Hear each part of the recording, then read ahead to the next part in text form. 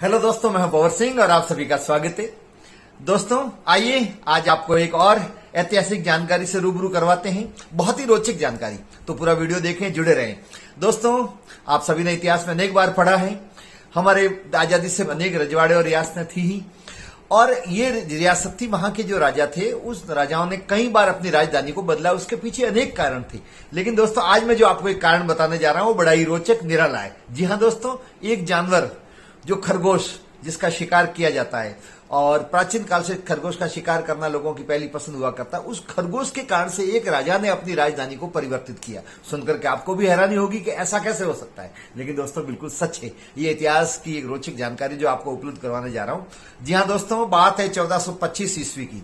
उस समय जो आज की वर्तमान जो सिरोही जिला है, वो सिरोही रियासत हुआ करती थी। भौगोलिक दृष्टि से छोटी लेकिन बहुत ही महत्वपूर्ण और गौरवशाली सिरोही का इतिहास रहा है। उस समय 1425 में सिरोही के पास में जो 2 किलोमीटर दूर है, वहां पर शिवपुरी सिरोही की राजधानी हुआ करती थी, और उस पर वहां पर शासन कर रहे थे राव शोभा जी, महाराव शोभा। उनके पुत्र थे सहस्त्रमल, जिनको सहस्त्रमल भी इतिहास में कहा जाता है।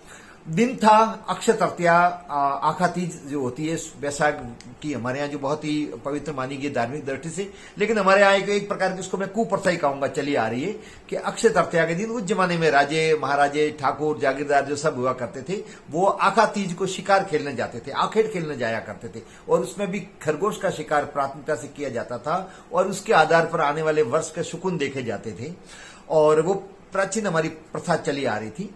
तो अक्षय तृतीया के दिन सहस्त्र मलजे भी घुड़सवारों और सरदारों के साथ में, और 35 लाहौरी कुत्तों के, जो लाहौरी कुत्तों की नस्ल होती है, बहुत ही शिकारी होती है, उनको लेकर के और शिकार करने के लिए वर्तमान जो सिरोही है उससे ठीक सारनेसर जी की तरफ जो मंदिर है उधर उसकी तरफ जा रहे थे। और वहां गए तो झुंड में से कुत्तों के भौंकने की आवाज सुनकर के और झाड़ी में से एक खरगोश निकला, और जैसे ही खरगोश निकला तो कुत्ते पीछे भागे, और वर्तमान जो सिरोही नगर है बसाया हुआ है, जहां किला बना हुआ, वहां आकर के खरगोश और 25 कुत्तों के सामने फिर गया, खड़ा हो गया पीछे वाले पैरों पर। एक भी कुत्ते की हिम्मत नहीं हो रही थी उसके पास में जाने की। 25 से 25 कुत्तों ने घेरा लगाया, भौंक रहे थे, लेकिन एक भी कुत्ता उस खरगोश के पास में जाने की हिम्मत नहीं दिखा रहा था। ये देखकर के सहस्त्रमल जी विभूत हो गए। उन्होंने अपने साथ में सरदार से पूछा कि अभी तो ये खरगोश भाग रहा था जान बचा करके, और अचानक यहां आकर के ये इतना कैसे बहादुरी दिखा रहा है, इसका कारण क्या है? तो उसके साथ में जो सरदार थे, उनमें से जानकार थे, उन्होंने बताया कि महाराजा जी, ये इस खरगोश की वीरता का कारण नहीं, ये वीर भूमि का कारण है। ये जमीन ऐसी है, ये वीर भूमि है, यहाँ आने के बाद में खरगोश भी शेर बन जाता। सहस्त्रमल जी बड़े प्रभावित हुए। हालांकि उस खरगोश का शिकार तो कर लिया गया, लेकिन खरगोश का शिकार करने के बाद में उन्होंने उसी स्थान पर अपनी राजधानी बनाने का निश्चय किया। वहीं पर एक पेड़ गाड़ करके रखा और एक पत्थर रखा, और उसी स्थान पर जो वर्तमान में आज सिरोही है, जहां किले का निर्माण किया हुआ है, जहां सिरोही नगर बसाया है, प्राचीन सिरोही, वो इसी स्थान पर सिरोही का उन्होंने स्थापना की, सिरोही की। और ये साल था 1425 ईस्वी। तो दोस्तों इस प्रकार से एक छोटी सी रियासत की राजधानी को परिवर्तित कर दिया गया। लेकिन दोस्तों इससे पूर्व का जो इतिहास है वो भी आपको बताते हैं। तो आइए चलते हैं, ये पूरे का पूरा इतिहास आपको बताते हैं। दोस्तों आप सभी ने नाम सुना होगा, राजस्थान में चौहानों की राजधानी रहा है नाडोल, जहां आशापुरा मां का भव्य बहुत बड़ा स्थान है, जहां राव लाखा हुए हैं, जिनकी लाखन बावड़ी भी वहां बनी हुई है। उन्होंने चौहान वंश की स्थापना की, जो सांबर से आए थे, और फिर वहां से उनका एक वंश आया जालोर, जहां कानरदेव और वीरमदेव जैसे वीर योद्धा हुए, जहां समर सिंह जैसे वीर योद्धा हुए, जहां मान सिंह जैसे वीर योद्धा हुए हैं। उसी मान सिंह के पुत्र प्रताप सिंह और प्रताप सिंह के बीजड़ा हुए, और उन्हीं के एक वंशज थे, उनका ही आगे जाके बेटा हुआ है राव लुम्बा, जो चौहान वंश के बड़े पराक्रमी थे। उन्होंने आक्रमण करके चंद्रावती और आबू पर, जो परमारों की राजधानी थी, परमारों पर परास्त करके और चंद्रावती नगर पर अपने स्थापित किया। चंद्रावती बहुत ही ऐतिहासिक नगर है, जिसके बारे में आप जानोगे, पढ़ोगे तो आपको बड़ा फक्र महसूस होगा। मैंने खुद ने वीडियो बनाया, आप इसके मेरे चैनल पर जाकर के देखें, मैं लिंक भी इसमें जोड़ रहा हूं। उसी स्थान पर लुम्बा ने आक्रमण करके और आबू और चंद्रावती पर कब्जा किया, और उसके बाद में कई सालों तक वो देवड़ा की भी राजधानी रही। तो ये चौहान वंश से ही देवड़ा वंश कहलाया है, देवड़ा जी का होने के कारण से। और फिर बाद में राजधानी वहां उन्होंने रखी। लेकिन चूंकि आपको पता है दक्षिण की तरफ दिल्ली से जाते वक्त वो बीच में पड़ती थी, इसलिए मुगलों के बार बार आक्रमण होते थे।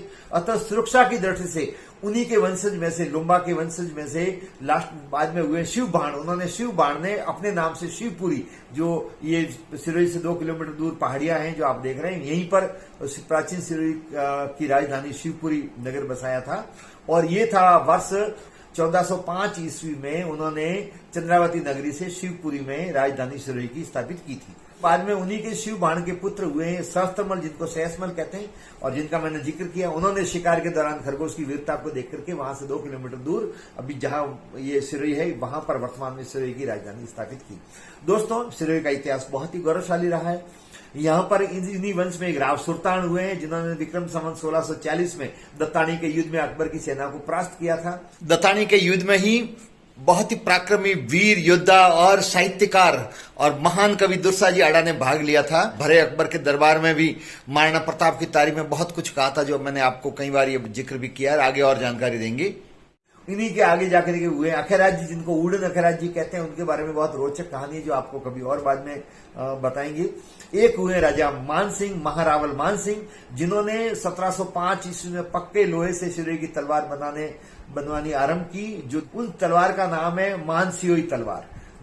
कहते हैं इस तलवार को बनाने के बाद में यहाँ पास में एक बावड़ी थी जिसको आज सुरक्षा की दृष्टि से ढक दिया गया है। उस तलवार को बनाने के बाद में जब उस बावड़ी की तानी में से जब तलवार को निकालते थे तो उस तलवार की धार भी तेज होती थी। राव सुल्तान ने अकबर की अधीनता स्वीकार करते हुए आधा जो रियासत थी, अपने राज्य था, वो अकबर को दी थी। और अकबर ने महाराणा प्रताप के भाई जो जगमाल थे, जिन्होंने अकबर की अधीनता स्वीकार करते हुए दिल्ली गए थे, उनको ये आधा सिरोही का राज्य दे दिया था। राणा कुंभा ने भी सिरोही पर आक्रमण करके और आबू और देलवाड़ा पर उन्होंने अधिकार कर लिया था। वहां पर अच्छलगढ़ किले का निर्माण उस दौरान महाराणा कुंभा ने करवाया। यहाँ पर एक तालाब भी बनवाया। देलवाड़ा में भी उन्होंने बहुत सारे ऐतिहासिक निर्माण करवाए। लेकिन दोस्तों, कहते हैं ना कि इतिहास एक जैसा रहता नहीं है। सब दिन होत न एक समाना, राजा प्रजा सबने जाना, सब दिन होत न एक समाना। कई बार आगे जाकर के बहुत वीर योद्धा भी पैदा होते हैं। उन्हीं में से एक हुए हैं लाखा देवड़ा, जो शासक थे महारावल लाखा। उन्होंने फिर जो जगमाल को दिया था जो क्षेत्र, उसको भी वापस हासिल किया और सिरोही को वापस स्वतंत्र रूप से स्थापित किया। उन्होंने लाखन तालाब भी खुदवाया, जो सिरोही का जाना माना तालाब माना जाता है। उन्होंने पावागढ़ से कालिका माता की मूर्ति ला करके भी स्थापित की, जो कालिका माता के सिरोही में बहुत बड़ा अच्छा ऐतिहासिक मंदिर भी है। और फिर उन्होंने वापस पुनर्स्थापित देलवाड़ा को भी जीता, आबू को भी जीता और वापस सिरोही रियासत की स्थापना उन्होंने की।